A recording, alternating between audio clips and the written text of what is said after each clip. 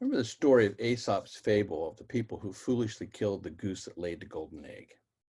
The idea was that there was a farmer and his wife that had a goose that every day laid a golden egg. And of course, that golden egg took care of them quite nicely. But then they got it in their head that the goose was made of gold. And if they killed the goose, well, then they'd have all the gold at once. So of course, they killed the goose and found out she was just a hen, no more golden eggs. The moral of the story is of course, their short-term greed undermined their long-term well-being. I think we may be in danger of that same kind of thing, killing the goose that laid the golden egg here in the United States today. If the US is the goose, so to speak, the golden egg is individual liberty and personal freedom.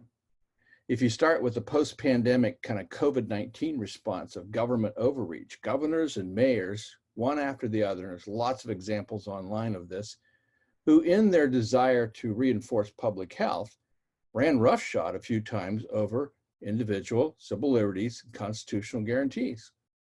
Now, that kind of thing, I'm not saying that everything they did was wrong or everything they did was unwise, but they certainly threatened constitutional liberties.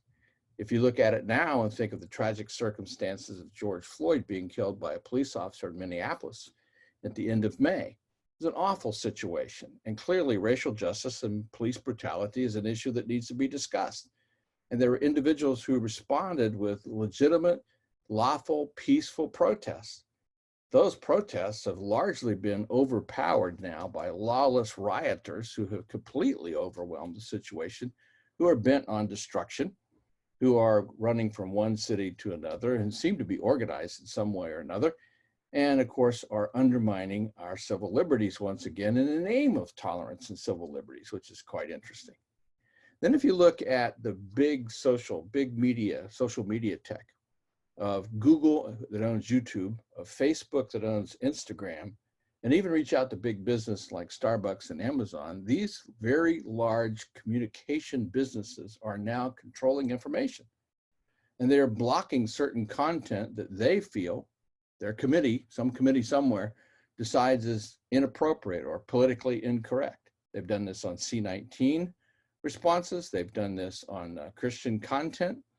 They've done it on conservative perspectives. They've even done it on some liberal perspectives that they disagreed with, so it gets shut down. So what they're doing is reinforcing a party line, their party line, and of course they're exercising their First Amendment rights while squashing someone else's First Amendment rights. And then finally, you think of politicians on both sides of the aisle that are pandering to special interests. And I won't list examples because it gets partisan. I don't want to go there. But there are plenty of examples, again, of politicians who do not understand our history, do not understand the Constitution. Look, the United States is not perfect, never has been. It's got a checkered history. There are triumphs and then there are tragedies. And there are great kinds of accomplishments, and there are things that we're ashamed of.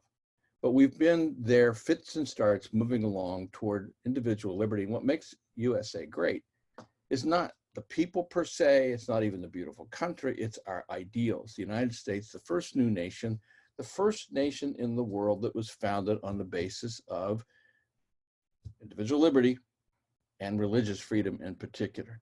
So if you think about that, I sometimes have said to people, look, how Christians are in church and what happens in church is not the same as biblical Christianity. Don't confuse the two, because Christians, including me, don't always behave according to the principles of biblical Christianity, and neither do churches.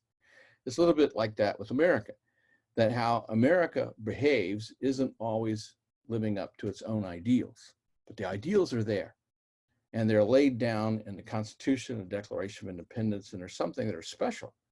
They are the golden egg that we need to protect. Ben Franklin, of course, was asked, and some people think it was apocryphal, but there's other historical evidences of it. He was walking out of Constitutional Hall, Independence Hall, during the Constitutional Convention of 1787, and the lady asked him, do we have a monarchy or a republic? And he said, a republic if you can keep it. We have a pluralistic, free, and wonderful democracy. We are the freest nation in the world. Do we have problems? We have lots of them. We have lots of them. But do we have an opportunity and a system by which it can be dealt with lawfully? Yes, we do. But not if you tear it down. The question is, don't kill the goose that laid the golden egg.